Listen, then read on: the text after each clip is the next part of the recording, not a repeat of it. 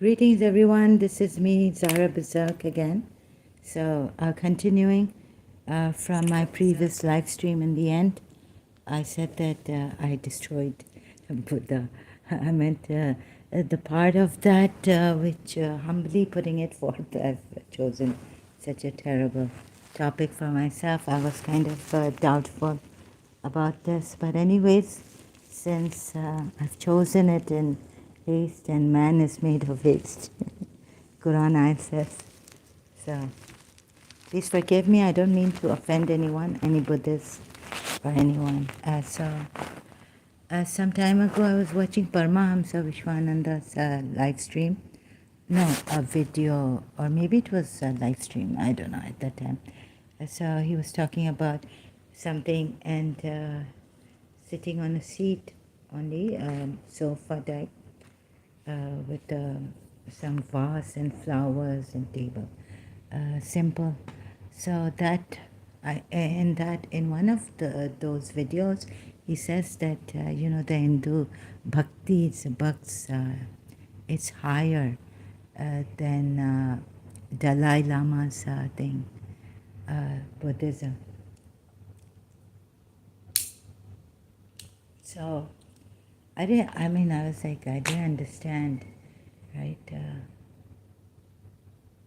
So anyways, carrying on with this, but today I understand a little bit. I got insight how this love and devotion is higher than anything else, and dying for love, or for a friend, for someone you love, you spend your whole life.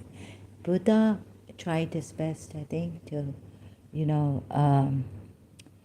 get us out of the sufferance, and he found a way, and he tried to explain it in his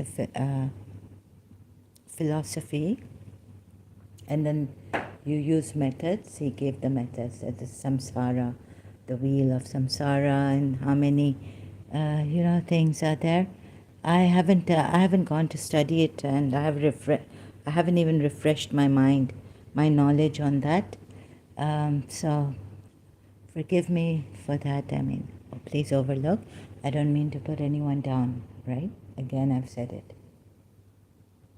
So then I actually, when I was in London, experiencing a lot of being away from home and all that, contemplating, but I knew I had to do this.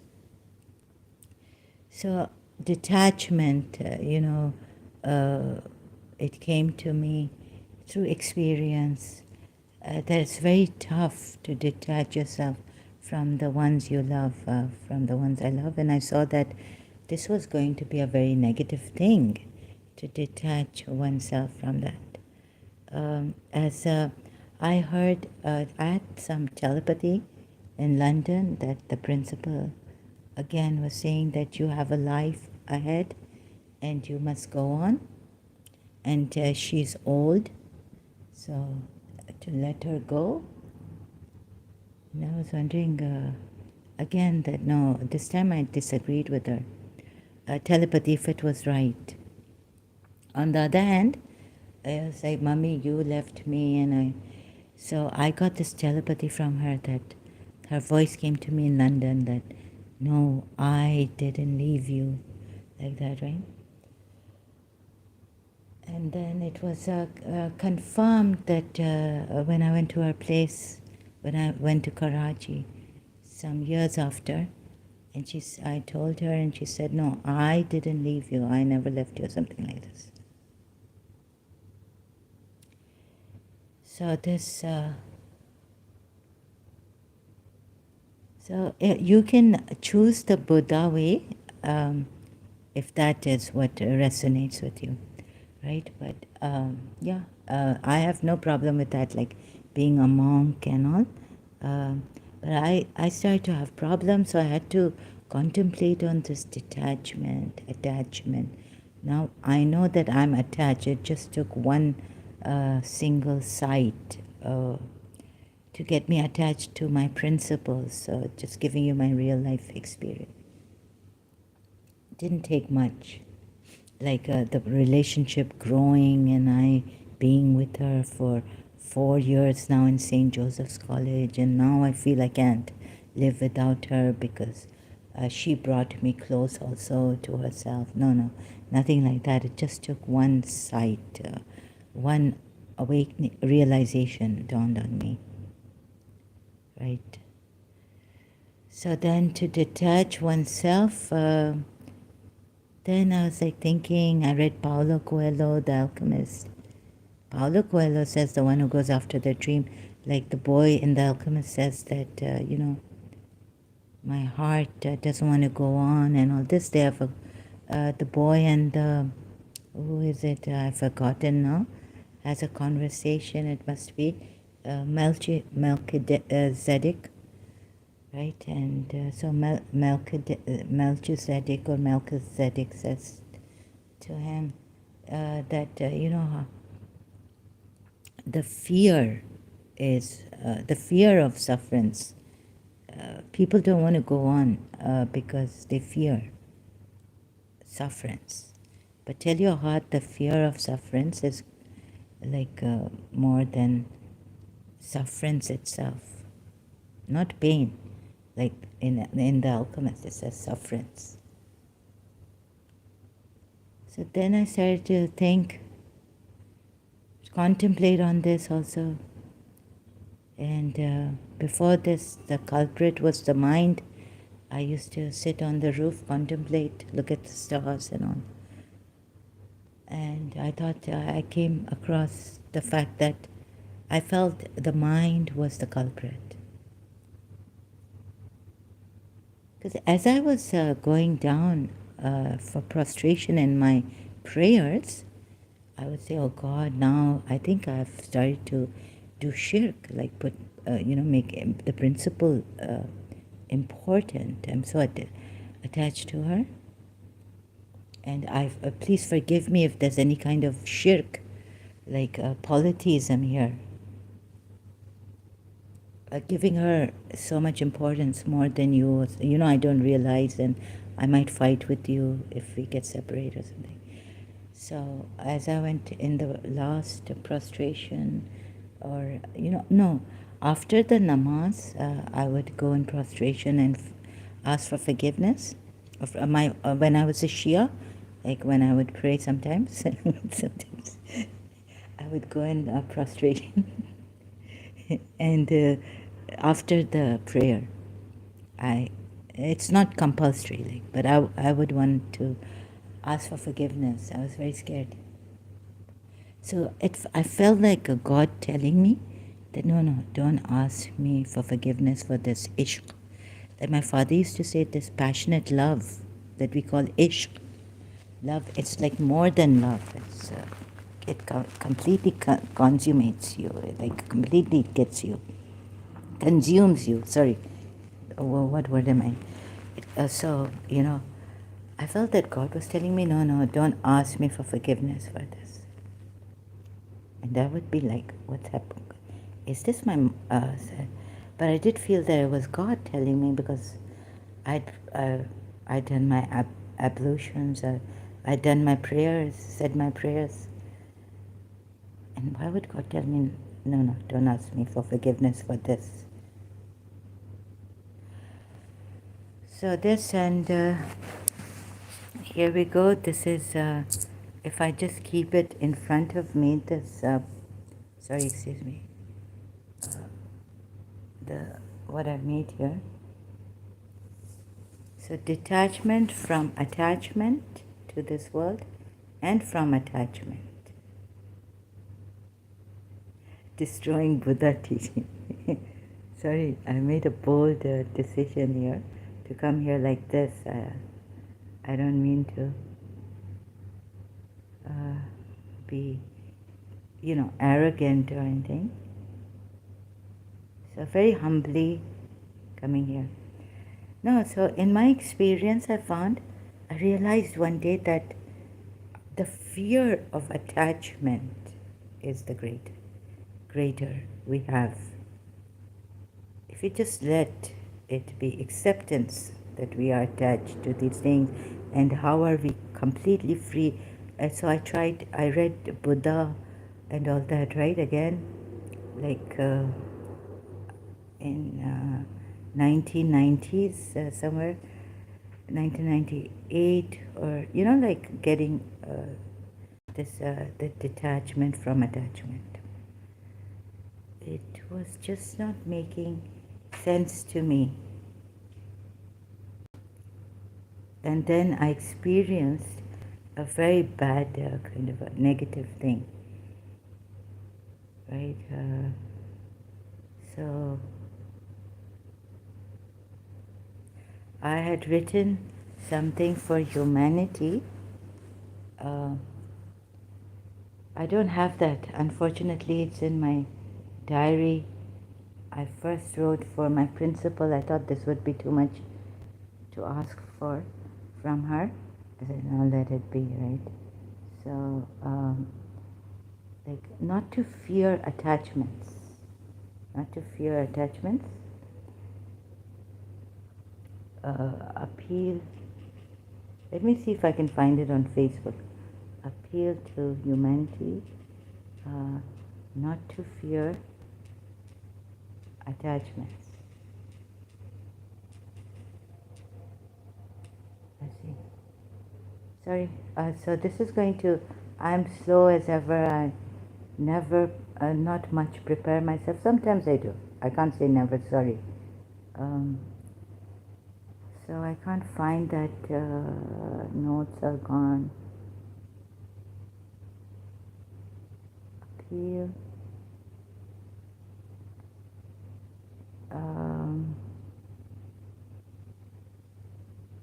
So can we be? Here's Dalai Lama's. I liked something of Dalai Lama, the post, an appeal to God.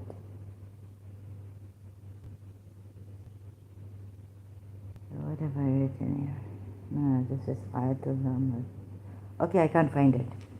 So I'll try to remember it, what I wrote for my principal, but then I didn't send it to her because I didn't want to ask her for this. I thought that somehow I prayed that she would realize that never fear attachments, Mummy. Love completely and receive that love that someone has given you. Open your heart to that love. You know, when in Jesus of Nazareth, where Jesus Christ says to Judas, open your heart, not your mind. So loving completely, just like Michael Bolton sings, completely, not in between. So what is this, like completely loving someone? And as we fear these attachments, we'll miss that complete love where there's no need for it, there's no need in it, but there's just this pleasure, this joy of sharing love with each other. Like, all this analysis, that I can have with my therapist, that your mother was not well, and so you chose Mr. So, my teacher before at the principal, and it goes on like this, and analyzing and all that for many years, and didn't work. So no, it's not because of my mother was not well and I chose Mr. Saw, and someone was saying that, because she was a powerful lady, strong, she was working, that's why you liked her, or something like this, or oh God, it went on and on and on. And so the world also comes into you and starts to, it's an emotional attachment. Let's get scared of this, it's emotional. Don't waste your life on this teacher. She's old, 40 decades, and then a separation, so someone telling me that it's not divorce. Like people get divorced, Zara, 30 years after living with each other, they get divorced. just got separated from a teacher. You were within 6 years with her. I mean, since childhood. But, it's not love. Sorry, no. He didn't say it's not love. He said, my cousin, that she's not your husband or something. So that, and then, oh my God, he went through such a terrible thing. He fell in love with someone and he couldn't let go. Oh God, that's terrible. I had to pray for him and all this, that he comes out of this. The lady changed her mind. The lady she was in love with, he was in love with. Oh my God, it was terrible. For me, I mean, anyhow, so it's not laughable. It was very, very terrible. I was so scared. He had some depression bouts and all this. He's over it now. He's got a family and kids and everything.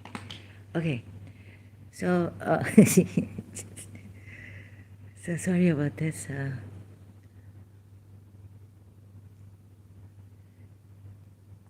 Oh God. So I couldn't see anyone for 1 second in my position, the way I was with Mr. Sa and separated with Mr. Sa.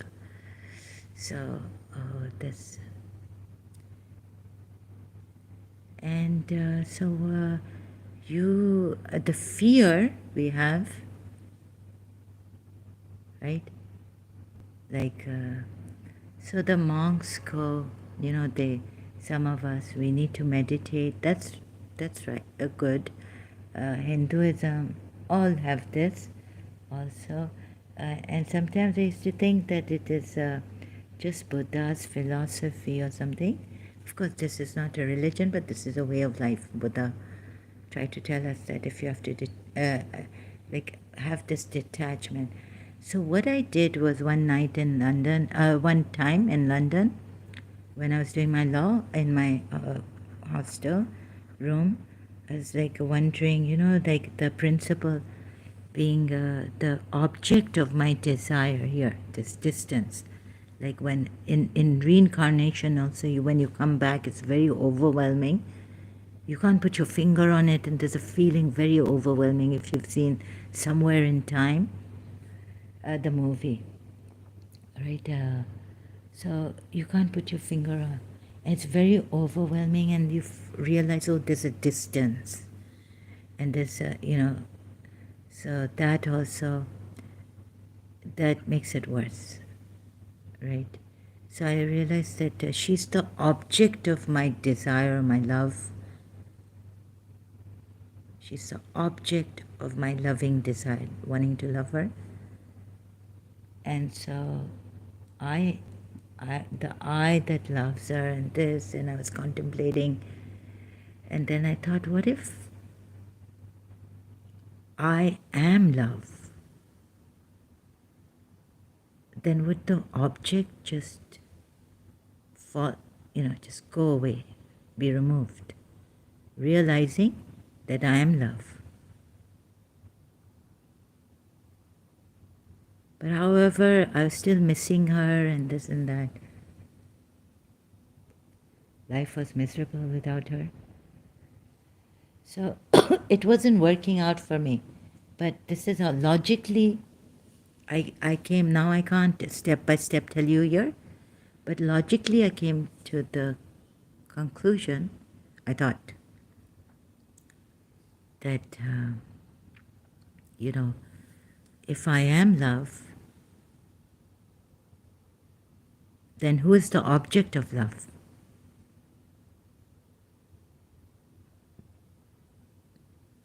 Then we are all love. Then there's no need in love. In true love, there's no need. And like Sri Sri Ravi Shankarji now saying, when you love someone truly, you don't even want anything from them. You don't even need a thank you from them. Right? It's just the pleasure of giving. And love itself is full, complete. you don't need to feel lonely. No, when you have love in your heart, you don't feel lonely, things like, sorry, excuse me, things like that, right? Just a minute, please. Just resting this over here. Something on my tray. Oh, where's it? Oh, sorry, excuse me. So this, and another thing was, recently I was reminded that I wrote this a long time ago when I was, I think, 11, 10. So it's like, I know this world. This world I know so well. Don't. So the chat goes away, live chat, when sometimes. So let's see if I can show you this on this notes. Right? Oh, I know this world. Oh, I know this world. This world I know. This world I know so well. A man takes a step forward. I can't remember now what did I exactly write, but thinking about it, I think I wrote in my diary, a man takes a step forward for success or to conquer, or I wrote to conquer the world. But when I realized here, or to conquer the world. So when I realized I know the world, this world I know so well, oh, I had to run. I felt I'm going to lose. No. What was it? No. I had to run. I don't know what I felt, but it came to me so suddenly. I was in my old house, right? So, and when I found out, like, I know this world I know so well, it was like a sense of belonging. And this knowing was not through knowledge, but through insight.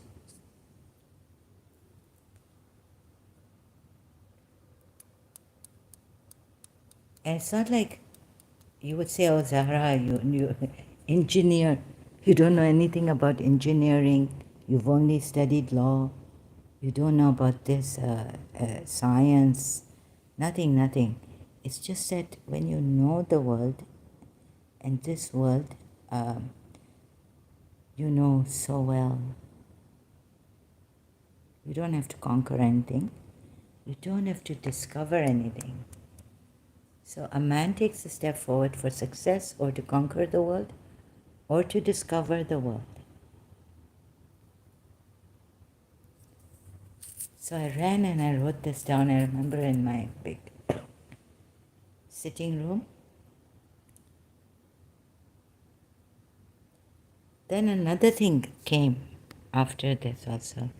Let me just write it down here. Oops. Right over the ocean, over the oceans, under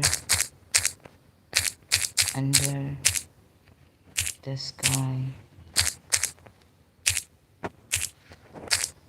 over the ocean, under the sky. No, under the sky, over the, okay. I don't know how I wrote it. I fly like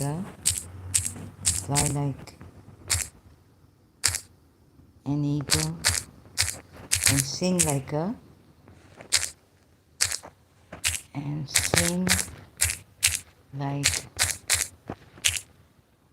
nightingale. Oh, don't let me spell it wrong. I always spell it like this. Yeah, with the E. But as happy as I can be, as happy as I can be, but I don't know the reason.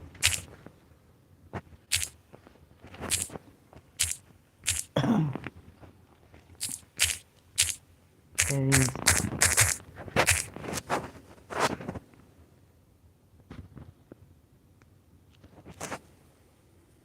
Oh, I know this word. Okay. Over the ocean, under the sky. Or I wrote under the ocean, over the sky. I think that's what I wrote at that time. I fly like an eagle and sing like a nightingale, as happy as I can be, but I don't know the reason. So then, many years afterwards, came Michael Bolton's song. I'd like to share that Michael Bolton song, that love is a wonderful thing. Yeah, you know? And I even found Pascal's quote. Love has its reason, which reason itself cannot know, does not know, something like this. Pascal is the French philosopher, I think. You know Pascal? So that, just let me search that out. Pascal. Pascal, who said that? He was a French, okay, this one, right? French mathematician, physicist, inventor, philosopher, and Catholic writer. Yeah, I think this place of Pascal. So then I was thinking like there should be something else. And then it just, when I found Jiddu Krishnamurti, you know, Jiddu Krishnamurti shows you observing as we go, right?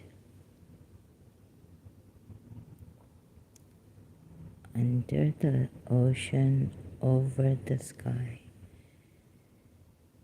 So this mind is the culprit.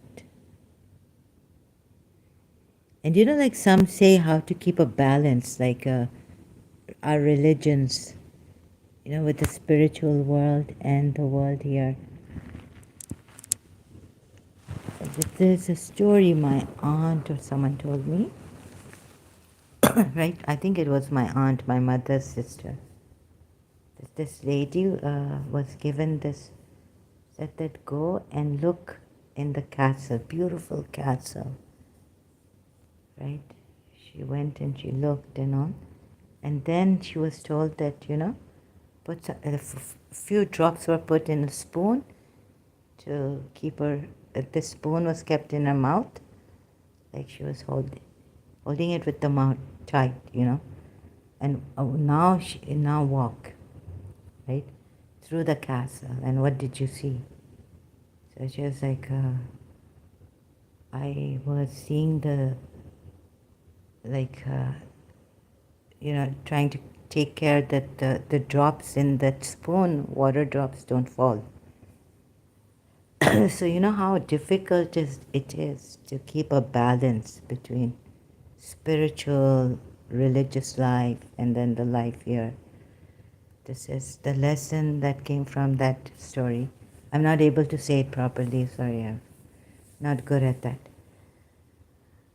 So this, so how I, you see, I said I destroyed Buddhism in this, that detachment and attachment, it's the fear, realizing otherwise there should be no problem. If you're attached, you're attached.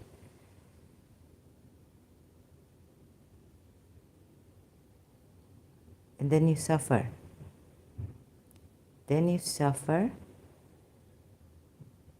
But if you have loved completely, like that moment, some theologians of religious people say faith.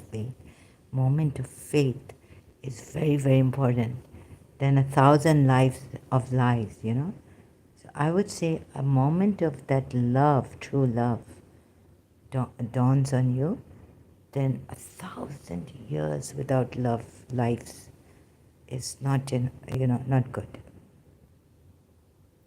Without love, that moment of love is like, does it? You feel like this is, or like I said, say forever, like Michael Bolton has sung, forever isn't long enough to give you my love. So here we have come to love each other, just demonstrate that divine love, that we are divine love, but I can't take you step by step in this now. Right? We are divine love, and that love is that we are here to demonstrate that love.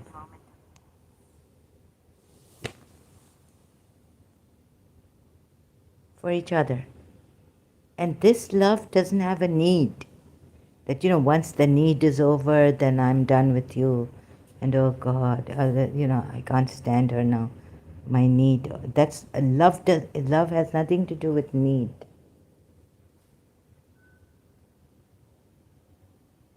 So see love with love's eyes, and you would see what you have never seen before. Feel love's hunger, although love doesn't have any hunger. But but I had to put it this way. You would want to give it your food, thereby starve yourself. But love will never let you starve, for it will fill you up for all the seasons that you live. Beckon to love's call, and the angels of heaven will descend upon you, and heaven itself will send you regards high.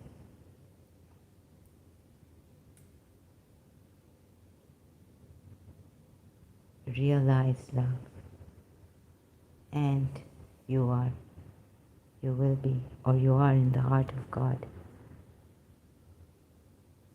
Khalil Gibran says, don't say that I am in, God is in my heart, but say that I am in God's heart.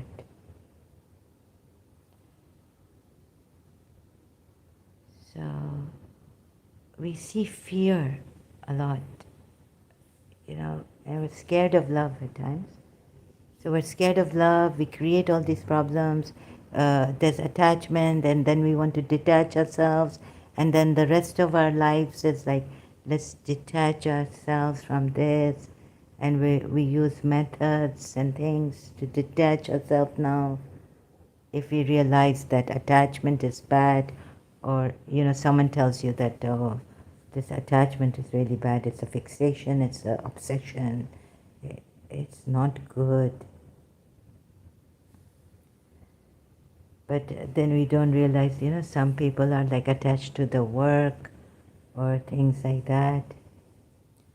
And then I came to the fact that, oh my goodness, then with my therapist, one day I went and visited her. So she said, we are all interdependent. Yes, so this is what it clicked with me. Yes, so we are interdependent. Why are we so worried about, someone saying, oh, I want to be dependent. I want to be independent, so I want to go out and work. But now you're, only on that you want to be independent from your father working and earning for you. So you want to contribute and something like this. But you're still dependent on a company, on, all that. Company rules. But you become independent in that you're now earning yourself, rather than taking money from your father and being dependent on your father's earnings for your expenditure. So we are all interdependent, and another thing is that some of us, we get very dependent on one particular person or thing. So that also is something. I leave it open for you to see. So society has to cooperate. We are interdependent. You have to realize this. So we cannot be independent, like absolutely free, independently doing things. Recently I came across, some years ago, in Karachi. Year 2000 is like recently, when year 2000 began. So, time has flown fast, like flown in this year 2000. So, Neil Donald Walsh says that, this life is not your own. It's not our own life, right? So you can see that video, it's in video on YouTube, we have that. So that, and some things my religion taught me, Shia religion, and some things life's own experience taught me, that this detaching from, then you're trying to detach. Oh yes, when I had this, they didn't tell me why they were separating me from my teacher. So I was like, I became very obsessed, very scared. My mother was very loving and very attached to me. So I would, say, no, I can't have her do this. And so it was a mess in our house, right? It was very unhealthy. So I was like, my mother should not get attached to me. So I became cold and unhealthy, worrying about, oh, my brother shouldn't get attached to. I will not give him this, and that, and even if he cries, I won't give him this. Then if he starts crying, then he'll be stubborn, and so I was.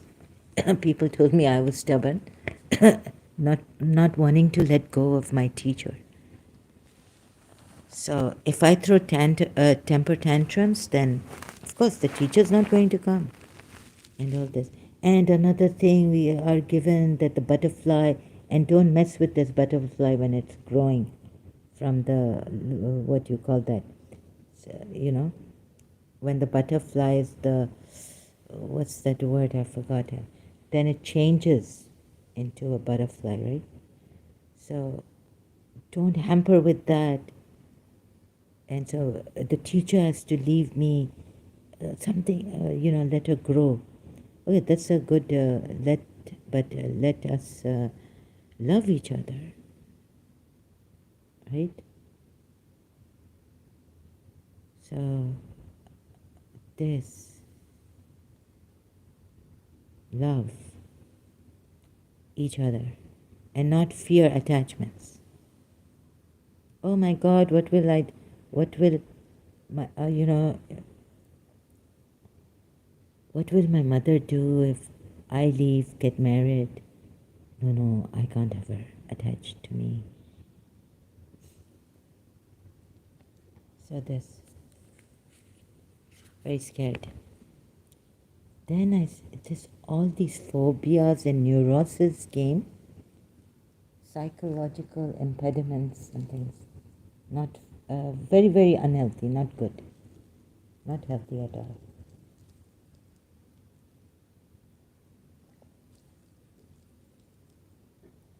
So let nature take its course, that if a friend is attached to you or something, don't worry about it.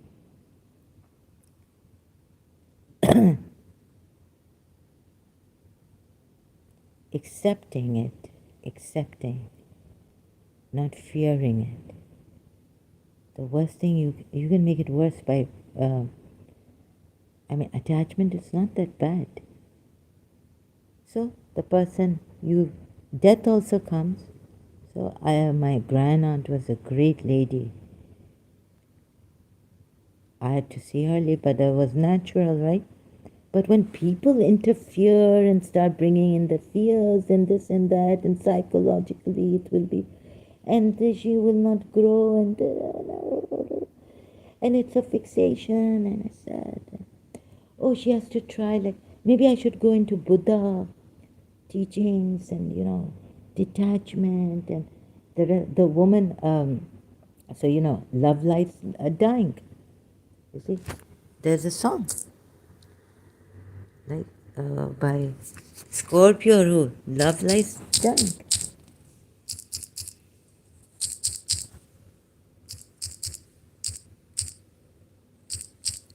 It's okay if you, strange ways,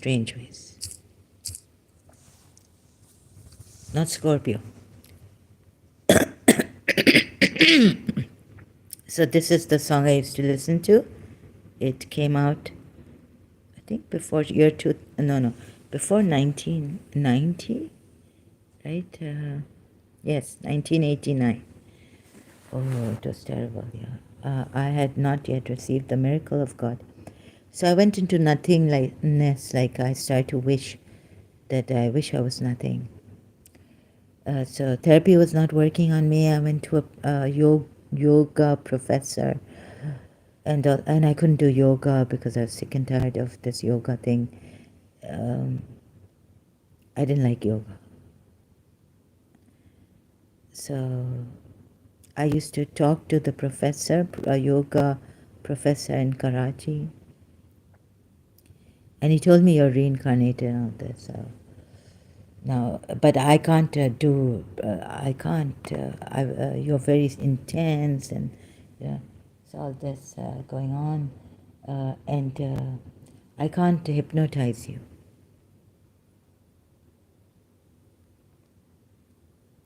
Okay, so now if like my principal, you're very, you're you're a working woman, and you love your occupation and all this, then it's okay. But if you love the person, don't fear attachment. Like, don't tell her to go to the Buddha's thing and all this, right? So, love lies dying. I have a principal will say, I have my family obligations, and I have, ये तो नहीं है कि मेरे सामने बैठो मैं तुम्हारी पूजा करूँ. I worship you, sit in front of me, देखती रहूँ. That Indian song that my mother used to listen to. पूजा करूँगी तेरी होके रहूँगी and अखियों के चरों को से. So in front of me, this poor lady, she leaves her work, her occupation, and she sits in front of me. Mommy, don't go anywhere. Don't go to the bathroom also. The child is throwing temper tantrums. Sorry, I get tongue-tied. Mommy, come out. I miss you in the bathroom. I'm so obsessed.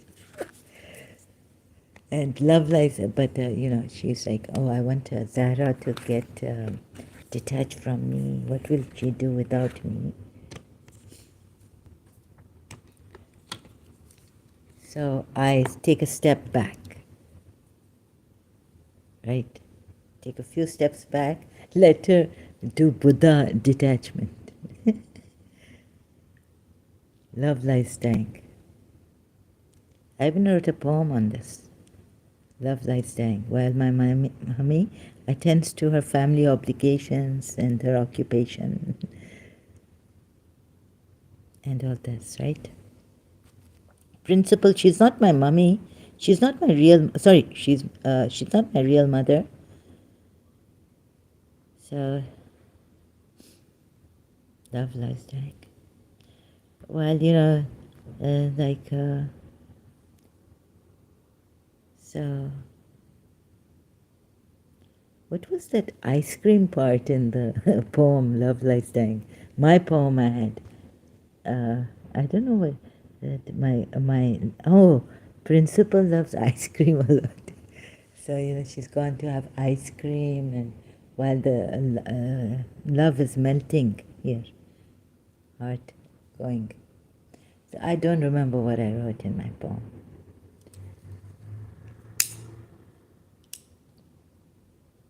So come, What haste not thy heart to mine, and sing thy another poem I've written for the principal. So this like, come what fear haste not thy heart to me, and all this. So now rest of my life goes in this, excuse me, that I should work or do something, make something of myself, and be detached from the principle. Working on that, hard labor, like, oh God. Even hard labor, I told a long time ago that nothing can stop me from thinking of Miss Disa. Habibi ya Noor al-Ain, Sakin Khayali. Yani you're sitting, you know what it mean? It mean that my beloved, my Noor, my light of my eyes, your house is in my mind. Sakin Khayali, in my thoughts. You are sitting. Not for 1 minute can I not think of you. And I wrote this for Miss Desa, right, in my long time ago, like when I was with her. कि कुछ और सोच के भी तुझे याद रखते हैं, आपको याद रखते हैं. It means that thinking something else, yet you remain in my memory. So in Urdu, what it mean? कुछ और सोच के भी तुम्हें आपको याद रखते हैं. But because aapko, it's in respect, but it not go with the poetry, I had to write tumhe yaad rakhte hain for my over 40 decades old teacher. So I couldn't do anything, it just came like this. Although she was like my grandaunt, she was a family member. I wanted to make her my family member, blood with blood. It's a British movie. I've seen Elizabeth Taylor's in it. Like she tells a friend, let's put our fingers together, have a cut. When I took that, went to Miss Desa's office, she said, what is this? She thought I was crazy or something. But maybe I forgot, like I was in London before joining Karachi American School, and Miss Desa was the teacher, PE teacher, physical education. I didn't know. I think Miss Desa was like, "You need what type? What's that shot you need? You'll get infection." Miss Desa knew I was a Shia. Like our men do zanjir matam and draw blood and all this. They don't get infections, and they don't have. What's that shot for this? They don't get those shots.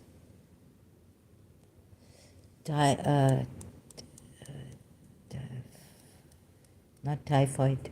No, that's a fever, very high, bad fever. What's some? I can't remember the name. This senile I've become. So this no copyrights infringement intended. Then we go back to the notes. Oh, I know this world I know so well. It's a sense of belonging, you see. There's so much like sense of belonging. And that you don't have to conquer it or know it. Like Sri Ravi Shankar ji goes everywhere and says, I get a sense of belonging everywhere I go, not but one particular place. So he's very lucky to have that gift. But I have this problem with some people. I can have a sense of belonging, some people not. But when I wrote this, I was in my 10 years old, and so I had this knowing of the world without knowledge, without know-how, without information, just the sense of belonging, that I know this whole world. But a man takes a step forward for what? So there's a movement here, motion. Everything is in motion, change, and someone to conquer. You can, someone to discover it. And there's an Indian movie song which says that चलो सारे जीवन का यहाँ मिलके इकरार किया जाए. And that came in 1977. That movie was Dusra Aadmi's movie song. आंखों में काजल है, जीवन है क्या, चाहत है. What is life? Love.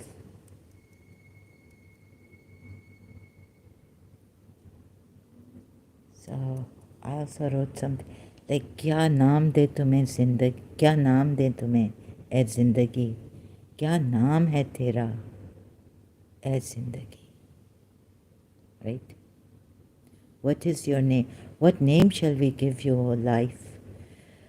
What name is yours, O life? And then I wrote in Urdu, which I will translate in English. ए ज़िंदगी हमें तुमसे नफ़रत नहीं, लेकिन प्यार भी नहीं, मोहब्बत भी नहीं. प्यार है, मोहब्बत भी नहीं. ए ज़िंदगी हमें तुमसे नफ़रत नहीं, लेकिन मोहब्बत भी नहीं. हमें प्यार है तो मौत से, जो दुखियों का सहारा है. और तू तो खुश नसीबों का सहारा है, जो मेरी किस्मत में नहीं. So now translate. Oh life, ये ज़िंदगी हमें तुमसे मोहब्बत नहीं. Oh life, I do not love you, but I also do not hate you. What I love is death, which is the Sahara. It is like what do you call that? For Sahara. What do you call Sahara? For the lekin, but I not hate you. But I love death. But what I love is death, because it is the, like when you're suffering in agony, whatever it is, the Sahara. It is your I don't know what Sahara is in actually, what word I should use in English. Sahara. So Sahara, मौत, जिंदगी में तुम्हें, sorry I'm a bit slow now. हमें तुमसे नफ़रत नहीं, हमें प्यार है तो मौत से, जो दुखियों का सहारा है, जो दुखियों का सहारा है. हमें प्यार है तो मौत से, जो दुखियों का सहारा है. तू तो मेरी किस्मत में नहीं, दुखियों का सहारा. So not the Sahara Desert, right? But Sahara means a refuge for the suffering. You are the refuge, or death, for the suffering. And life, you are the, and life, जिंदगी, like तू तो खुश नसीबों का सहारा है. You are the refuge for the lucky, which is not in my fate or destiny. Not in my fate or destiny.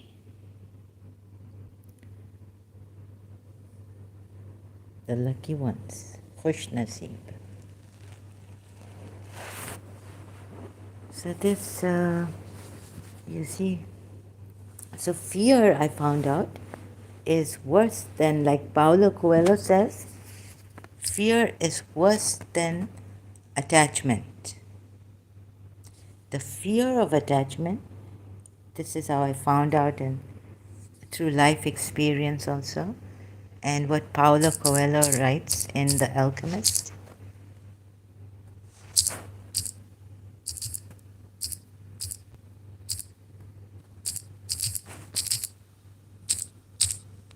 In the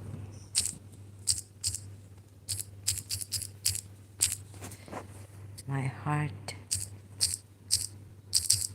just look at this quote. My heart doesn't want to go on. Quote. So this is, my heart is a traitor, the boy said to the alchemist when they had paused to rest. Okay, this is the alchemist, not, maybe he was Alchizedek. Alchizedek. So we go to Goodreads. My heart is a traitor, the boy said to the alchemist when they had paused to rest the horses. It doesn't want me to go on. That makes sense, the alchemist answered. Naturally, it's afraid that in pursuing your dream, you might lose everything you've won. Well then, why should I listen to my heart? Just a minute, I have to get this out of the way. So where was I now? Okay, naturally. Well then, why should I listen to my heart? Because you will never again be able to keep it quiet. Even if you pretend not to have heard what it tells you, it will always be there inside you, repeating to you what you're thinking about life and about the world. You mean I should listen, even if it's treasonous? Treason is a blow that comes unexpectedly. If you know your heart well, it will never be able to do that to you, because you'll know its dreams and wishes and will know how to deal with them. You will never be able to escape from your heart, so it's better to listen to what it has to say. That way you'll never have to fear an unanticipated blow. No, it's another one. Sorry. Tell your heart, sorry, I have to search it the other way. Tell your heart the sufferance. Tell your heart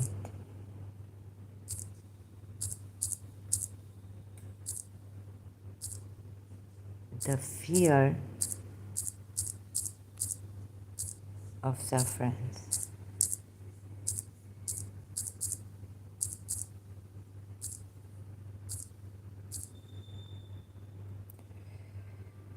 And that no heart has ever suffered. Tell your heart that the fear of suffering is this one, Goodreads. Thank you. Now I have to again turn it when that thing comes. Tell your heart that the fear of suffering is worse than the suffering itself, and that no heart has ever suffered when it goes in search of its dreams, because every second of the search is a second's encounter with God and with eternity. Paulo Coelho.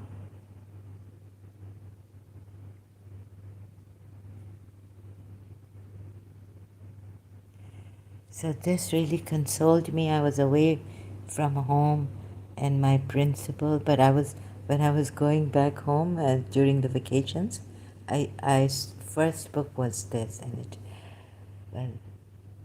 when I was going home, back home, but this was consoling me, that I've made the right decision, although I was suffering a lot, and that no heart, because every second of the search is a second's encounter with God and with eternity.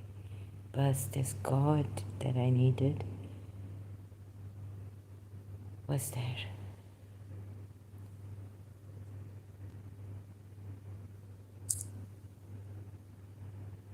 Oh, this was like, and I didn't even know that God had come in London. God, every second's encounter is with God.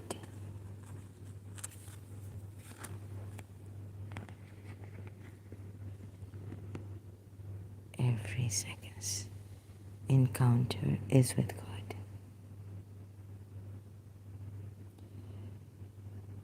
Is it not enough? It's so wonderful, right? This was a great consolation for me. So then, after 3 years, that person said, in London, this friend of mine said that your 3 years of imprisonment are over here. Yeah, I said yes. But at that time, I really had to stay. I wanted to stay on. It was sad. It was a mixed feeling leaving London. So this. So you see, and then to love completely and to realize you are love, realize you are the world and the world is you. There's no greed in that. You don't feel any ambition. But it's so, you have this contentment in your heart, no competition, not wanting to know. And it doesn't make you something like, doesn't bring that inertia or laziness or anything, or make you useless in the world. No. These are all fears given to you. Oh, the mind says, oh, no, she's not ambitious and all this. No. You have a talent, God given, and you do your best in that and finish it. It's done. You don't go like my principal, she was a table tennis player. So when I read her interview in Dawn magazine, she said that we used to play, and when she won that very great tennis player, she was internationally known champion. She wouldn't, principal would just, it's the game you play, and you just play it well. Even if you've practiced to win this international tennis table champion, which she had lost by playing with her terribly, badly. But you play and then you just forget. You don't make a big deal out of, oh, I won and this and that. It's just so gracefully done, and it just happens.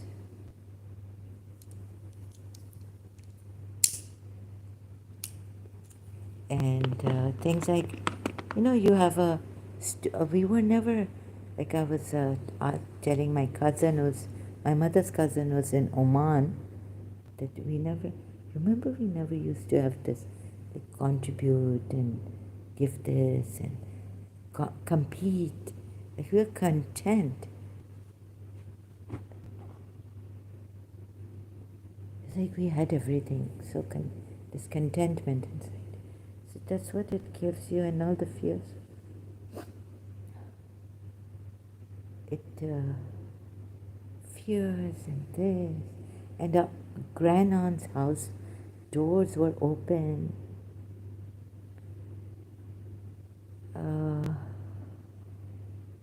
So yes, we used to cry a lot, laugh a lot, like that. Live fully.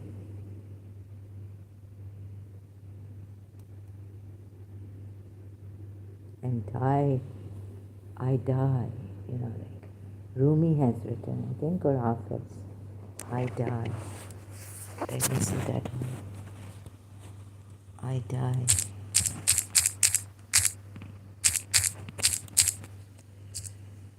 So it's the fear. Rumi's poem. No, not when I die, but I die. So is that Rumi or Sufi? Or Hafiz?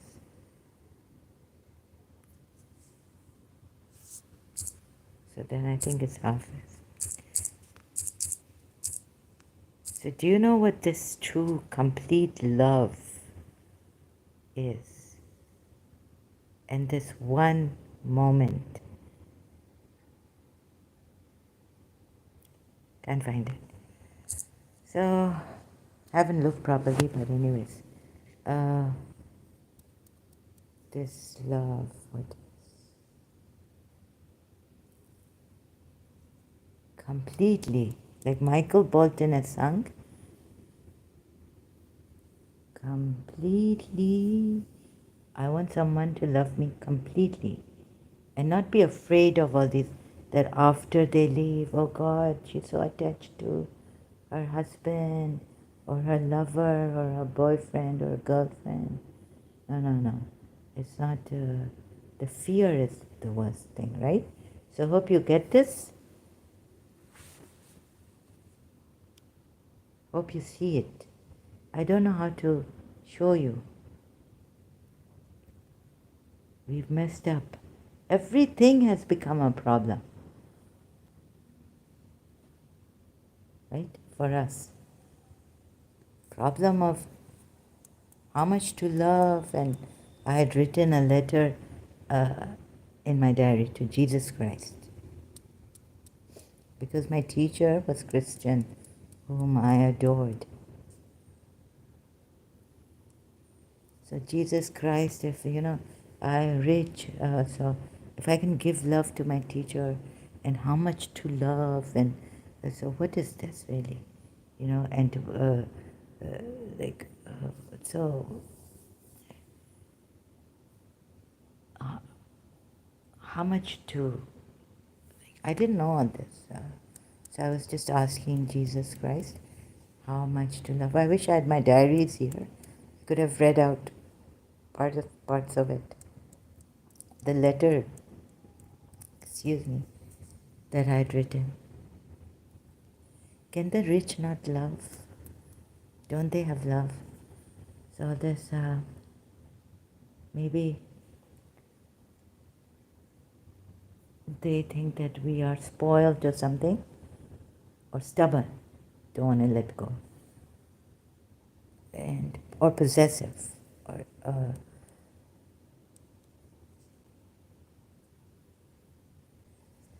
so everything we've made a problem. Habit, I have a habit. Now, I couldn't enjoy it. Right? There are people who smoke and they enjoy. Now, if you tell me, it's going to make it really bad for you, your life, it's true. You can see that. But then, what can I do? Some people, we enjoy it. It's not good for you, but now, my mother showed me, everyone, it's not good. You will spoil your teeth, this. Still, I didn't give up. So, this is the only friend that has been with me, burning, faithfully, right? People told me, let go of this. I said, oh, I just had enough. This is the only one. Only if I can afford this, thank God now. It doesn't come for free.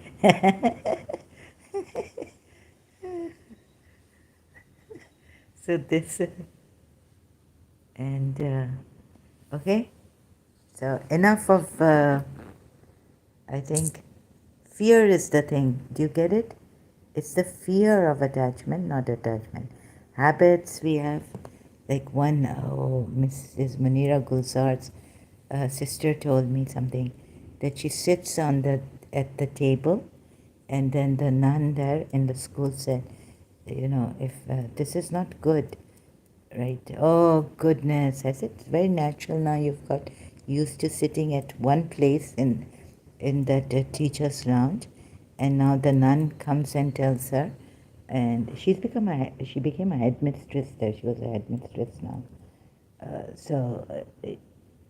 That this is no, it's just not good. Then you know, see, maybe the nun called her Miss Shafika Fikri, ऐसी. So, habit. So I said, this problem this is not good, and this is a habit now. Miss Shafika Fikri, you have a habit. Bad, it's terrible. You need to sit, go, leave your this place here, and go and sit elsewhere at the table. But Mr. Fika Fikri was like, this is my habit. Yeah, it's bad, and I know. And so she herself brought it out that, I have this bad habit. I can't sit anywhere else. I was like, oh my God, she's like me. Because when we start to have food at the table, I go at the head of the table and sit there. And that's where my bus home is, at the table. I can't leave that place, the head of the table. My father would sit on the left side, and but I have to sit on the head of the at the head of the table. Our places were all kind of assigned, like we had our places at the table. So I was like, what shall I tell Miss Shafika Fikri? Right? So I said, no, Miss, I think, yeah, in school, college, I used to call her Miss. No. So I said, Gigi, I think this is natural. So that they would just let it be, just realize that it is a natural thing, and not make a problem out of everything. Sorry, I may sound rude. the nun of saying, okay. So this is very personal thing that Miss Shafika Fikri told me. Like Miss Shafika Fikri told me another thing that, before this, that you love my sister, and this thing you have with my sister, she didn't say love. She said it is very dangerous. So I wrote to her that I know the ins and outs of psychology because I had been in therapy. And I told this psychologist that you will not be able to make me forget, Mr. Sa. This is beyond psychology, therapy, psychoanalysis, anything you do. Sorry, this is beyond. I may sound proud, but at that time I was quite calm and saying that, it's beyond psychology in the mind. What does Hafiz say? Love. Reason. Love is the ocean. And reason, and your psychoanalysis. So reason is just a drop in the ocean, like you drop one drop of that. Can you stop a storm coming through reason? No. Can you stop the water from moving? Waves? No. Through reason, can you stop it? No. So we have to find another. Oh yes, so the reason why I told Miss Shafika Fikri that it's only natural, because I didn't want her to worry about it, make it a problem. Let's not make it a problem. Maybe it will go in loving ways if we work our way out. Like if the nun comes and says, now, Essie, I want you to sit here with me. Right? Let's have a chat here at this table. But to say that this is a problem, no, don't say that. Like, the nun comes very compassionately, lovingly. What if we put love in that instead of making it it's a, oh God, this is not a good habit, Essie, and all this. What if I say, or what if the nun says, Essie, I'm sitting here and I would like you to come and sit next to me here. How would you feel? Would you like to join me? So that way, we should find other ways rather than look at everything as a problem, even though accept it that it is the way it is, but calling it making it a, like, oh my God, I see. This is kind of not good. Yes, you just pointed this out to me. And Essie herself, Miss Shafika Fikri, points it out to the nun. Or maybe she was making me realize something and I told her it's only natural. So she,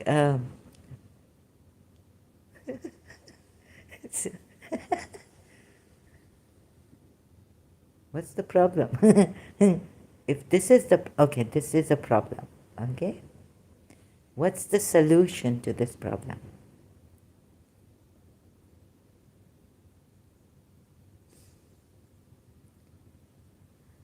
Love is the answer, right? Loving ways, kind ways are the answer. And then nothing seems like a problem.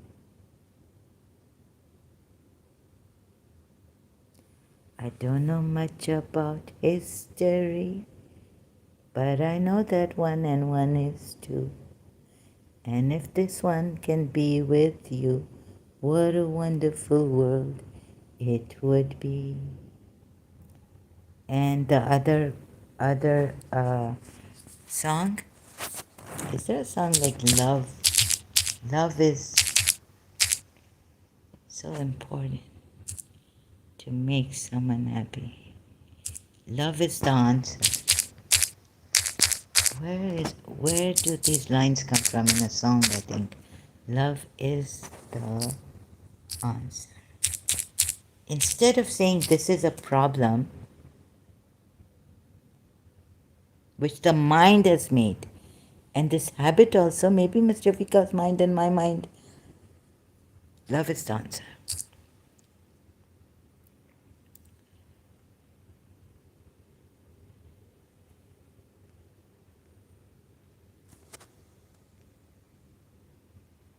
No, I haven't.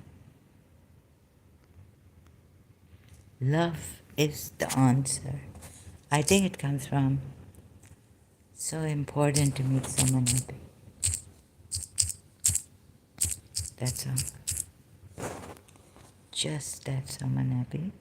Maybe it's this song. Sorry, no copyrights infringement intended. Love is the answer. Someone to love is the answer. Once you found her, build your world around her. Love is the answer, yeah, it's this one.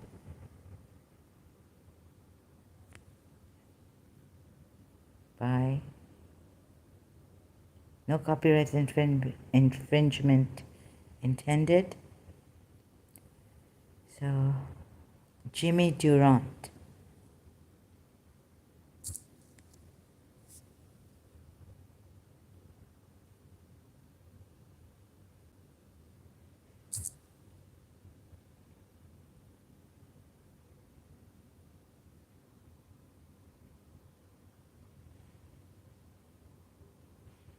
So fear no attachments. Fear is worse. Hello, who is this? No, I'm not a Christian. Hello, mate says, are you a Christian? Are you Christian? No, hello, mate, I'm not a Christian. I'm a truth seeker. Oh, Christianity also I destroyed. Logic. So back to ex-Muslim, yes. Yes, for sure. What would you like to know?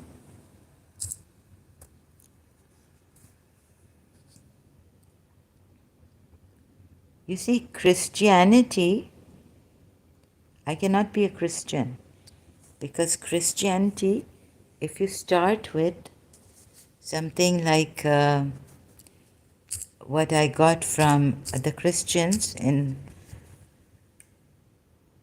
oh, you are also ex-Muslim. That's great. Welcome.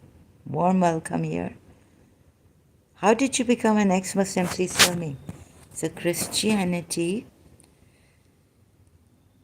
if you can type here, if that's okay. Sorry to give you the trouble. I know it's hard to type.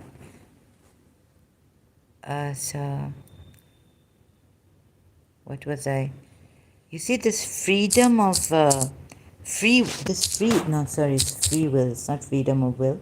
Free will in Christianity that someone gave me. It started from here.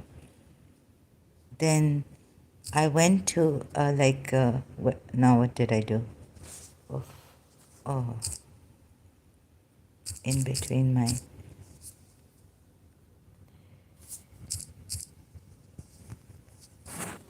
You see this free will in whatever reasons, because I read Hadith and Quran. Ah, so you read your Sunni Hadiths. You were Sunni or Shia? I was a Shia, ex-Shia is written there.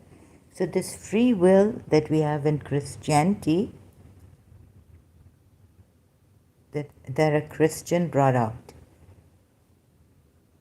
in one of the live streams, live chat, I realized that Sunni, I see. So you read the Hadith and the Quran.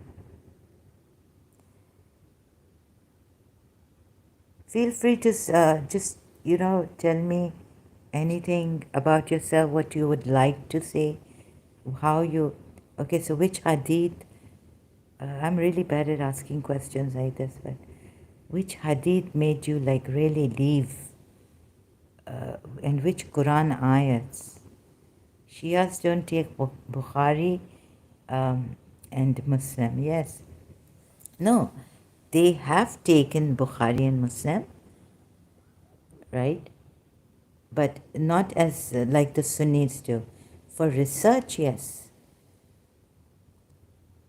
For research purpose, they had to read everything, we were told. Sahih Bukhari, Muslim, Abu Dawud, or Abu Dawud, Masnads, and all Ibn Qatir, all that material, Islamic material, but not like the Sunnis take these hadiths to be authentic. Sahih, the Sahih Sittah is.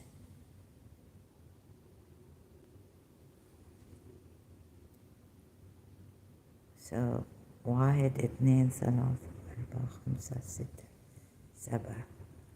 6. Is ستة 6 or 7?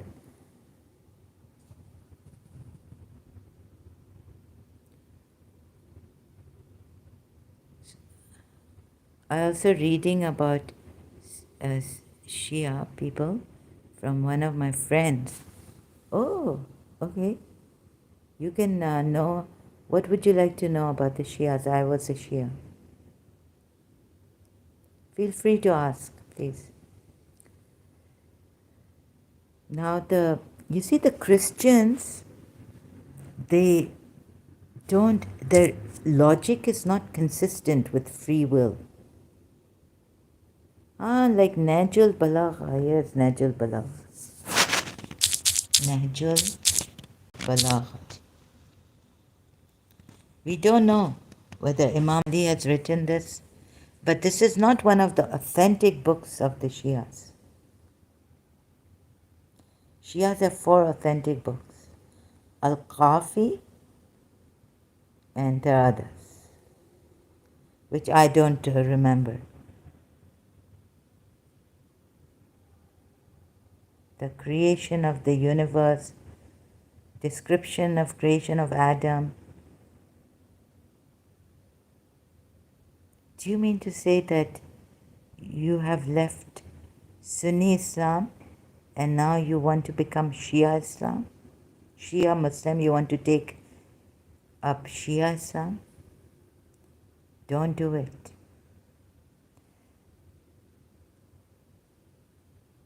If you need any help, if I can render any help to you, I'd be much honored. Hello, mate. So you can read Nahjul Balagha, very good. The sermon without the dots and all this.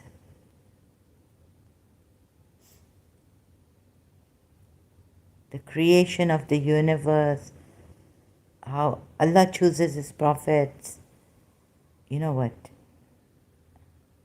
Absolutely not. Okay, great. Okay. So you are out of these religions. Thank God. Congratulations. Mubarako, bahut bahut. Are you, do you know Urdu? Sorry. If you don't know Urdu and I'm talking to you in Urdu. But if you are an Arab, then you know Mubarak, right? Congratulations.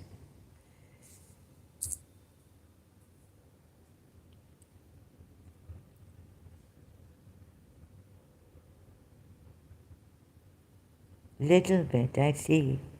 Okay, that's great.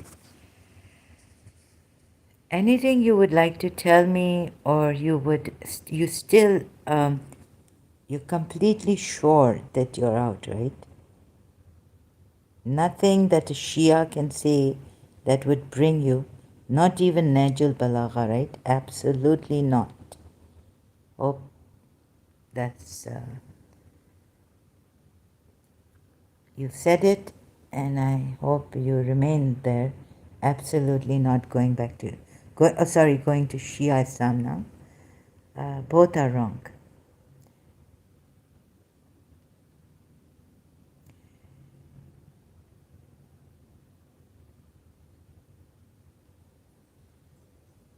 Because you know what? Another thing is that we were never shown God, never had the experience, never had the chance to experience God. Are you, can you, I hate asking these questions, but if you don't mind sharing with me, are you a truth seeker? See, Quran में इतना गलती और contradiction है कि क्या बोलूं. हाँ हाँ, बहुत कॉन्ट्रडिक्शन है, मिस्टेक्स, गलतियां हैं, बहुत कॉन्ट्रडिक्शन है. Quran say yes. Very good. So you also saw, right, from the Quran what I was showing before, like when I'm on this, taking it from the Quran. बहुत सारी गलतियाँ हैं. And you know, I'm not even well versed in science or वो तो Abdullah Samir, Abdullah Gondal कहाँ, apostate prophet कहाँ. You know, have you heard of all the Harith Sultan? वो तो हदीस हैं, but हारिस सुल्तान भी बहुत अच्छा है. और लेकिन उप्स, और उनका भी अब सुने गालिब कमाल. So you know the all those, yes, बहुत mistakes हैं. हाँ, oh yes, ex-Muslim Sahel, yes. Adam Seeker, yes, I don't go to Adam Seeker. Ex-Muslim Ahmad भी है. I don't no more go to Sahel, ex-Muslim. अच्छा, तो आपको उर्दू आती है?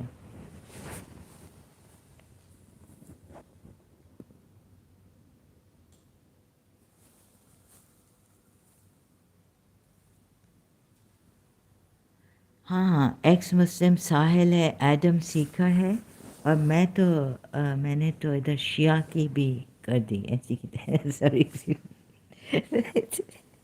Oh God, this is not the way to talk, but a little bit. Acha, you know little bit of Urdu.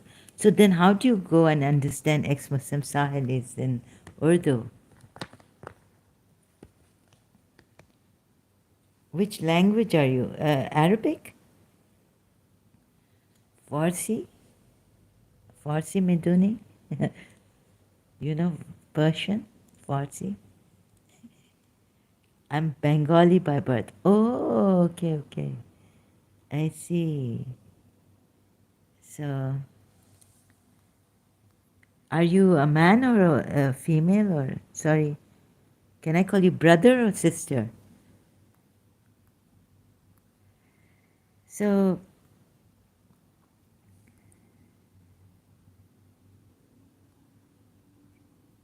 wasn't Imam Ali great? I mean, it's Nigel Balava. But you see, somewhere I had a problem with this. Male. Acha, can I call you brother? Ah, okay, thank you so much. The creation of the universe. But how come the Shias don't? I don't know why the Shias don't take this as their. Have you read Al Kafi? That's also reason came and went, and you know about the intellect, the book of intellect. This is the Shia one book which they 4 books from among 4 books.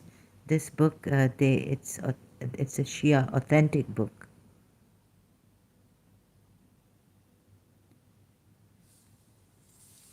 So this and from you will learn a lot from these people. Ex-Muslim, Adam Seeker, they're just very great. I don't I don't know much. Memory is terrible. I struggle to talk and all this. But you learn a lot from these people. Even the sun setting, the sun never sets in murky waters, and we're told that that's a metaphor. You know, many things, you're right. Anything like in particular you want me to look at?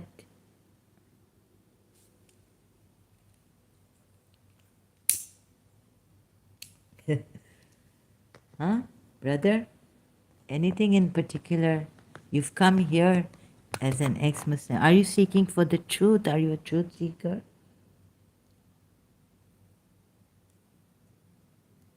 So, life, just don't fear. But even saying that would be terrible because it's like suffocating. You know, don't fear. And don't be scared. Don't be scared of. Uh, don't be scared is a bad way to say it. See what is this fear. What is this fear? So when I'm saying don't be scared, I'm also contradicting myself. No, so basically in Bangladesh, we gave many atheists who wrote about Islam. In Bangla, we gave many atheists, okay, who wrote about Islam. You gave many atheists what? Freedom to write against Islam? So in Bangladesh now you have the freedom. It's okay, you're safe.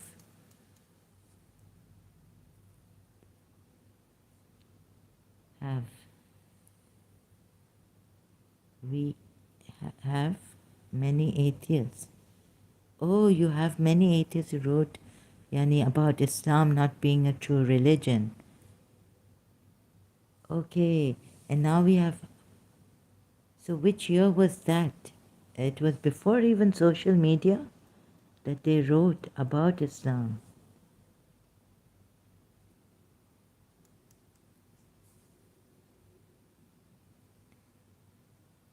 In Bangladesh, do you have these punishments again, on apostasy and all?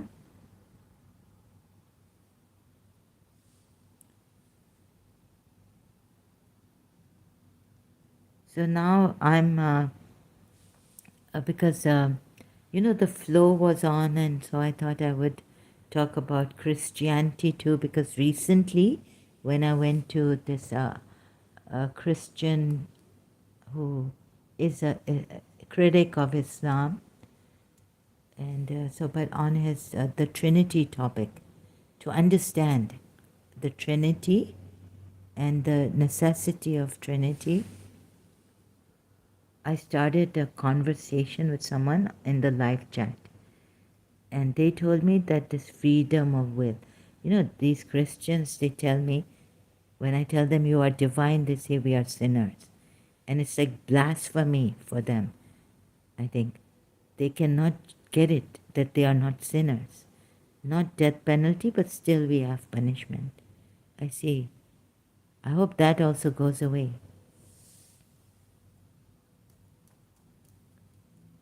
So I hope you are safe. So then,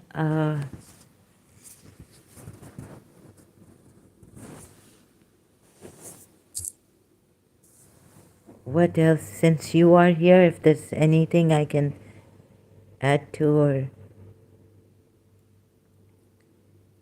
what would you like? So freedom is what? Freedom from fear. So can I talk a little bit about Christianity, because I was in the flow since a few days. I went to this channel, Recent Answers, and they're striking a discussion while that David is. I so bad. I feel so bad, so guilty. But so,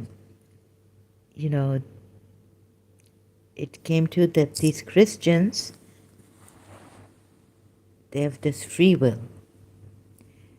And logically, why not, obviously? Okay, thanks so much. Sure. Okay, so free will in Christianity we have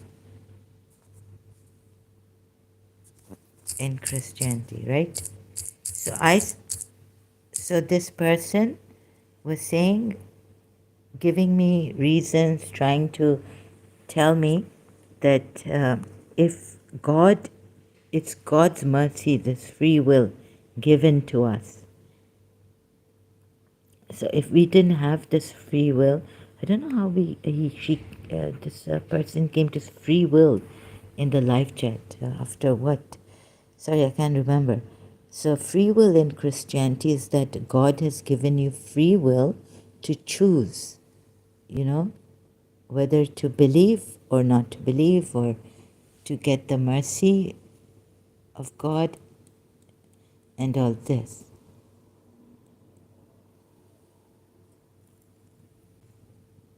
Otherwise, he would be a tyrant if he didn't give us free will. He would be wicked and all this.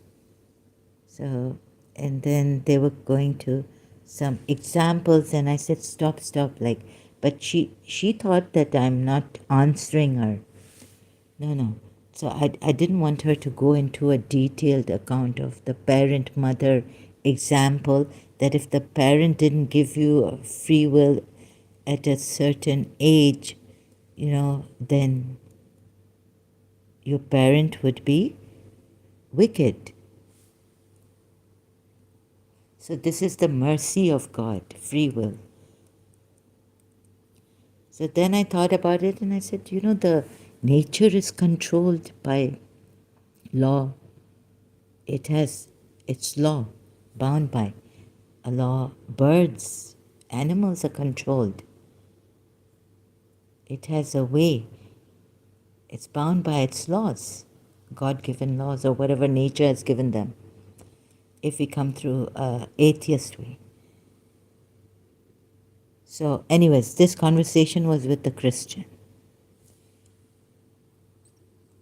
So then I said that, then is that wicked? Has God been wicked with them? the birds, nature, which have to follow a certain law. In the sun, the moon, the stars, the galaxies, all have to follow a certain law. They're controlled by that, right? And therefore they don't sin. Oh, because it started with that God hates sin, but not the sinner. So I was like, if God hates sin even, then why would He give us this free will to sin? Why would He make us sin? So it came to free will. It came to free will like this in Christianity, and they were trying to explain it to me there in the live chat. What do you think about evolution? Sorry, that is like, beyond me.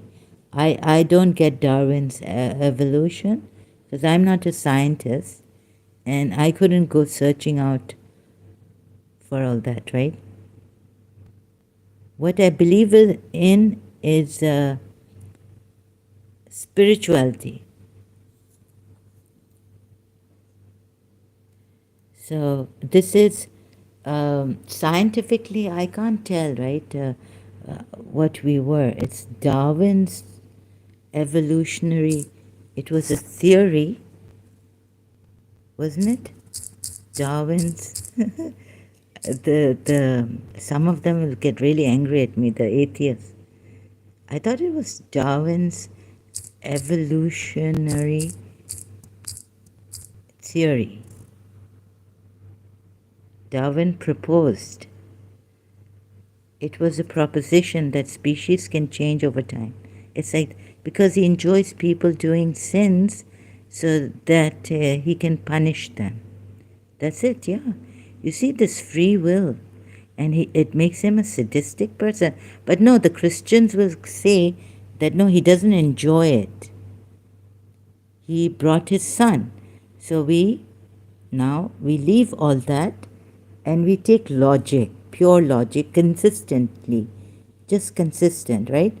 Now, if you say because he enjoys people doing sin, it's good, right? But that would not be a true God.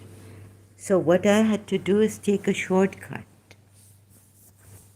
This should be added that, the atheists say that was God sadistic to do this? Abdullah Samir, apostate prophet, right? They all say this. They're atheists. Or, Abdullah Samir is agnostic, something like that. Not a pure atheist. Yes, this is because he enjoys people doing sins so that he can punish them. Because this free will, some of them will be punished. Some of them will miss. Some of them will not be. He loves them, but he's given them free. That's why.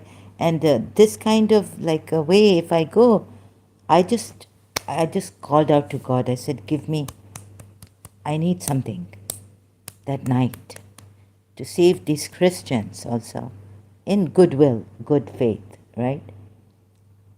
Not to show I'm right or anything. I said, oh God, please, I've had enough of this.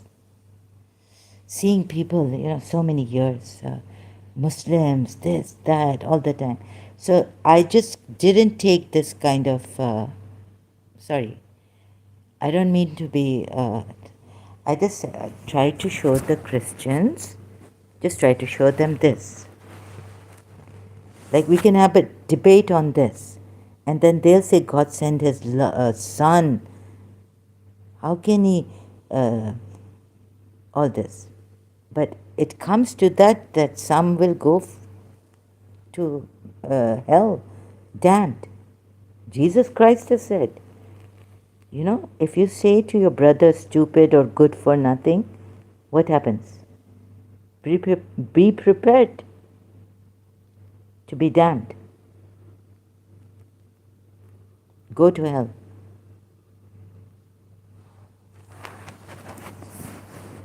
So I thought of God gave me another way. This God, I don't know who he is. You should listen to at Matt Dillahunty. I see.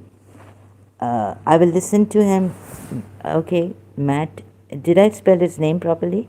But you look here. Hello, mate. Brother, look here. You see this sin? No, no, wait a minute. What's the original sin? Original sin?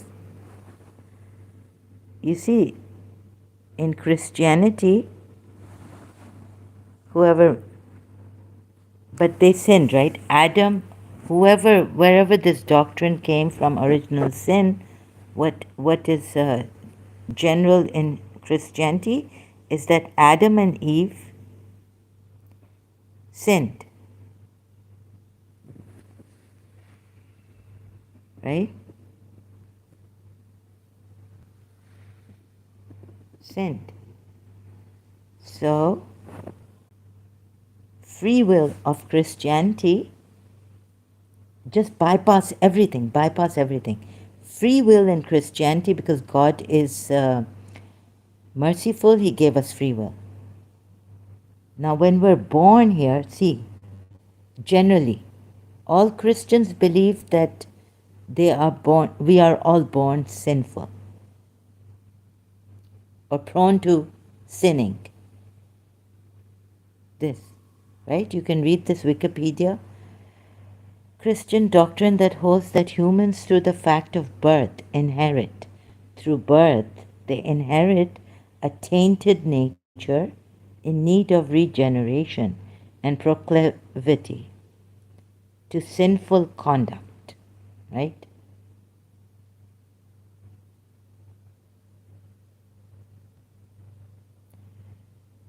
So, do we have a choice in this? God has given us a choice, not in this, that all at birth, you see, holds that humans, through the fact of birth, they inherit it from Adam and Eve. None of us had a choice to say, no, I'm pure by birth. And I don't inherit a tainted nature. We didn't have a choice in this, right? What happens, logic.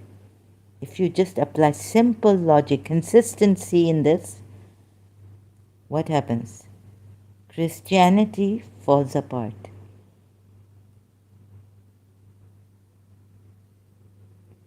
Islam to gaya hi gaya. Islam is gone case. Christianity also falls apart here.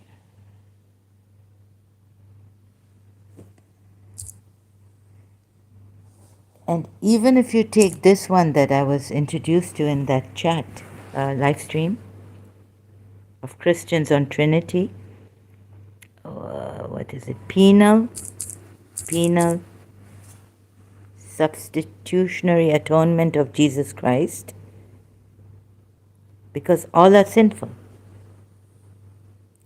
And we don't, Christians say humans don't have a choice. We're not given this choice. They were born sinful or born to sin. It's an inherent thing. Is the theory of the atonement? It's subjective. What is the definition of purity? Purity? Not mixed with anything, right? Pure in its inherent nature.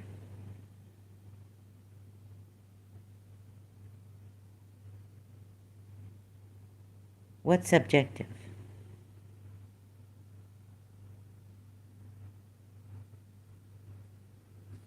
No.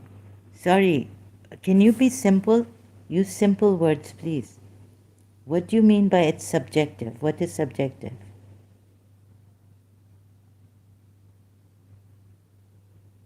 The definition of purity, I think, is, I don't know, but I explain it like it's unmixed. It's in its pure essence.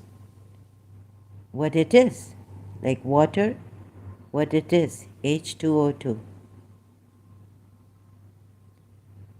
Water is pure. Unless you mix it with something, it becomes adulterated. Purity is subjective. Oh, you mean purity? Sorry, where are you coming from? I don't get you. You see, keep it simple. Keep it simple. I think you're jumping to what. I'm sorry, I'm not getting you. What is the definition of purity? Just simple logic. Simple logic here. Why can't you be simple, please? Brother, let's just be simple, not jump to what purity is, what this is.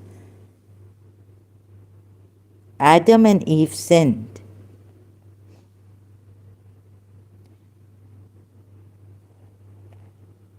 And so they came down here. They fell from, the high place, whatever. Or the Christians don't even say they came down here. They were down here and they sinned. But they didn't have a choice. Now, since they sinned, their children, we don't have a choice. Excuse me. So what happens here? Penal substitution. Do you get my simple logic? Hello, mate. Please, just empty your mind. Empty your mind of all this. What is definition of purity? I can give you that later. But here, just wash your mind right now. You know the art of listening? Just pay attention. When you say someone is pure or sinless, it's a subjective point of view. I don't know where you're going. Subjective. I'm talking about free will and what we were given in Christianity. Sorry, I don't get you. I think either you are too high for me or something. I don't know where you're going. The Christians say,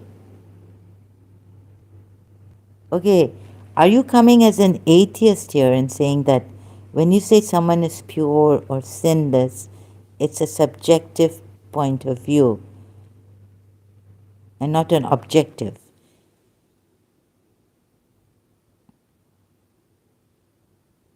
So this point of view you're saying, forget the points of view. People have many points of view. And what is subjective can be, it's not, I don't know where, it has a fallacy, like, it's debatable. You're opening things to debate. Yeah, it's subjective for everyone, but if a Christian comes up or some Muslim comes up and says, God has made it like this, then what do you do? Right? Who defines sin? God did. So I'm talking in terms of Christianity and free will, trying to make them see. But if you want to come as an atheist or who defines, that's another matter. Then we can come through, let's start with nothingness then. Because these theologians, religious people, they say that already defined sin for them. And Adam and Eve have sinned. And that's why it's an inherent birth. Inherently, by birth, we are sinners. And then God has to send someone to save us. So we're looking at it through the Christian religious point of view right now. But if you want to discuss who defines sin, in what manner?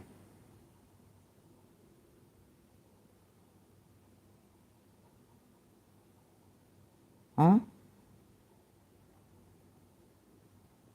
If you're religious, what would they say? Who defines sin? And who has sinned? You would say, God. God has defined sin for you. And did you, at that time when Adam and Eve sinned and fell from grace, God's grace, lost paradise, God defined the sin. God said, you've sinned.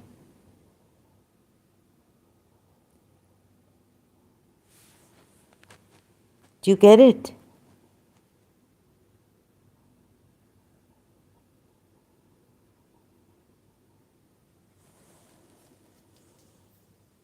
Hello, mate, brother, do you get it?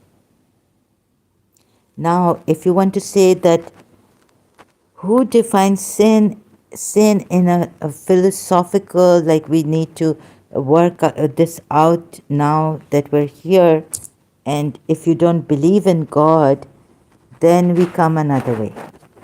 Then we need to have like people like who defines sin. Yes? So you mean that way? Then I'm not prepared for that, right? We need to see for us who are truth seekers or not believers in God, who defines sin? That would take me to another way. So I'll have to go like purity, like you said. What is purity? Right? What is impure is sin. What is purity? Meaning freedom from adulteration or contamination. Brother, now, if I jump and show you that you are pure awareness, and you see it in yourself, it's not an experience, it's a realization. And this pure awareness is not contaminated, not adulterated, not mixed with anything. And this is you. If you just leave your mind behind, aside, and just see what it is, wajud. वह your कोई ताकत और कोई कुव्वत सिवाय ज़ात वाजिब के नहीं है उसी पर this is Allama Rashid Turabi sorry you don't know उसी पर तवक्कुल कर रही हूँ जो हय्युल क़य्यूम है कोई ताकत और कोई कुव्वत सिवाय ज़ात वाजिब you know what ज़ात वाजिब is? Do you think a virgin girl is a symbol of purity? No, please leave this alone. Oh God, I don't know where in details you're going to. Please don't. This virgin girl, a symbol of. No. If she loves someone and she gives herself to him, right? No. Then you're saying that if she is not a virgin, she's not pure. Right?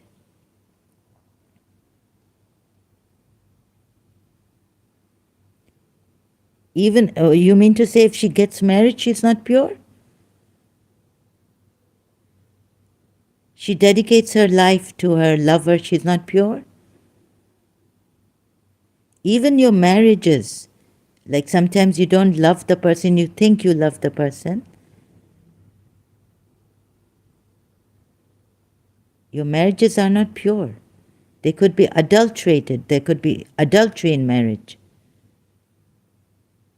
Because you're thinking of another girl and you're sleeping with your wife. That's adultery. Oh my goodness, I don't know, brother, where you are going. Why nuns have to be virgins? That's their Christianity, because they dedicate their lives to Jesus Christ. They're brides of Jesus Christ.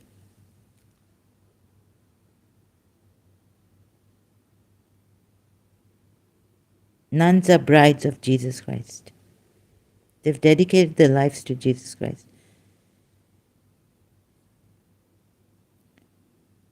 Right? That's another matter. But why do you want to bring these nuns in? Please, let's just purity. We don't want to say that Christianity is, why are they like this and start into this detail. What the F, brides of Jesus? Please don't use this word. Now, you're not behaving yourself. This is wrong. Please remove this. What the F? I will not have this here.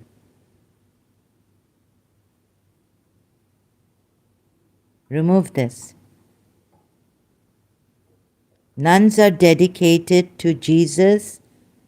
So, what is the problem with you?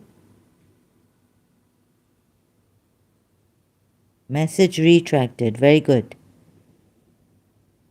You don't talk here like this here with me. I think a lot of this, you're full of sex. Have you slept with your wife?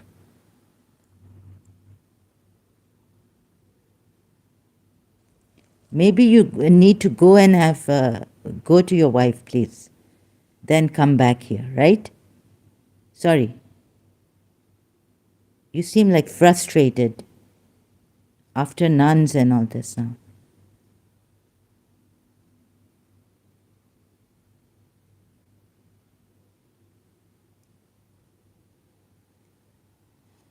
It's good you apologized.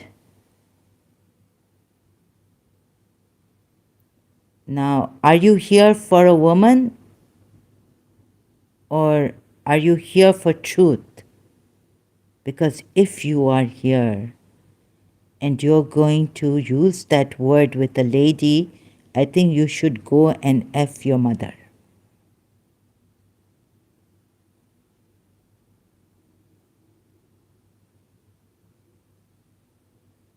You understand that? Sorry, I just lost it.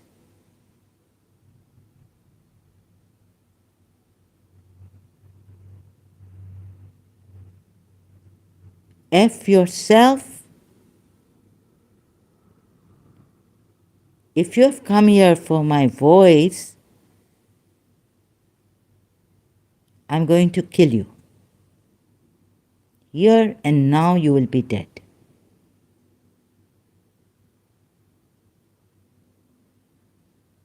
You understand? You will not have a dick to fuck. I will cut it out.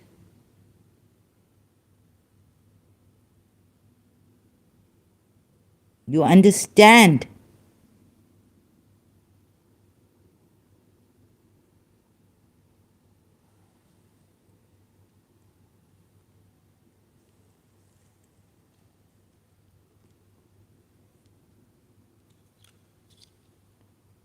Who in the... Did your mother... Where did you learn this way to speak to a lady here? Huh? You are going to die here.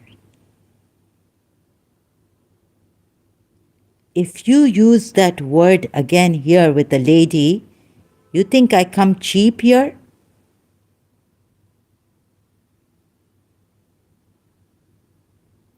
Your mother may have given you cheap birth and cheap talk and vulgar. Your mother used abusive word to you. She abused you. Your mother abused you in childhood. Does she make you fuck her? Huh? Does your mother? What has your mother done to you that you speak like this? Your mother taught you this word? She fuck a lot? You see her fucking? You see your motherfucking?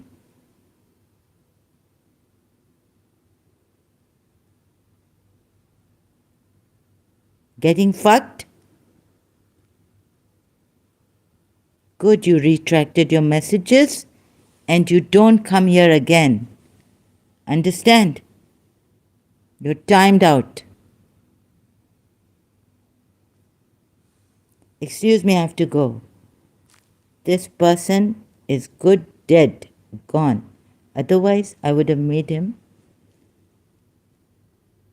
see his mother.